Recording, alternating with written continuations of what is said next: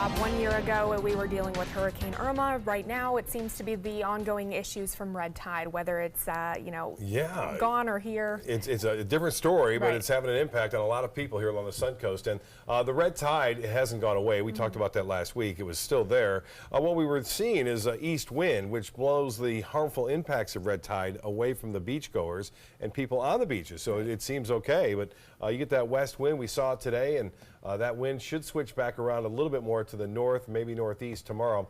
And then all bets are off because things can change as a result of Florence. Speaking of Florence and the tropics, last year at this time, Irma was heading northbound out of our area, but it left behind a trail of destruction, which could have been a lot worse. But this is the peak of hurricane season, and this satellite imagery shows the peak. It shows 5 different systems at one point earlier, but now the one over the northeastern portion of the Atlantic, the Hurricane Center, not too concerned about that. But we have Helene, we have Isaac, we have Florence, and then a little bit of a disturbance here in the northwest Caribbean, but it looks like that is heading off to the northwest quickly now.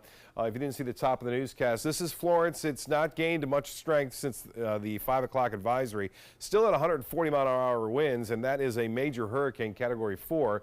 We're starting to see a little bit of a problem on the southeast side, as you can see right there, but it could be going through a secondary eye wall replacement cycle as well. And when it does that, the wind field expands and causes for a bigger hurricane.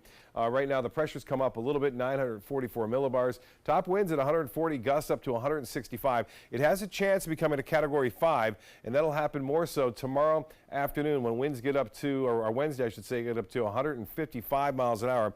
So just 1 more mile an hour sustained wind, and that would be a Category 5 right there.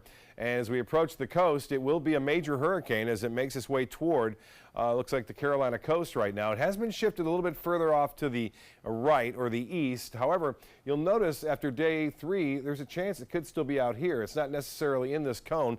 And this is not where the damage is going to be. It's going to be a lot of places as a result of the heavy rainfall. On top of that, a storm surge, we're talking 15 feet high, and rainfall in excess of 20 inches in some places. So this is going to be a devastating storm.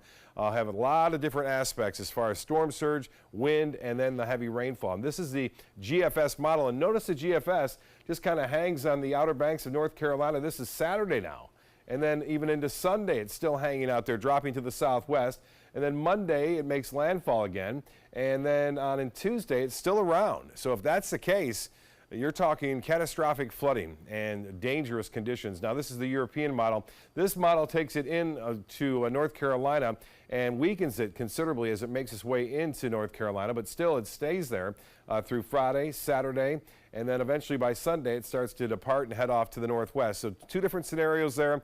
We have to watch how they play out. Either one is going to cause devastation and destruction through that area. Now, this is Isaac. Now, this is a storm that's going to be not all that strong because of the shear effect that we're expecting as it makes its way into the Caribbean.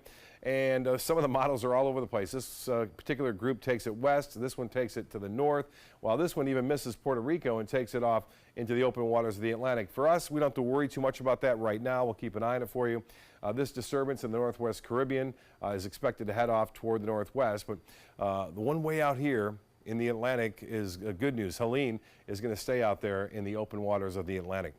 Well, the satellite imagery and radar pictures showing basically some showers around earlier, still lingering to the north and east of us, but as I said, we're going to get a chance for a few showers tomorrow. The rain chance is not all that high, and it looks as though we will see scattered showers and storms moving on into the late afternoon. 82 degrees right now. It's warm out there. The heat index at 89.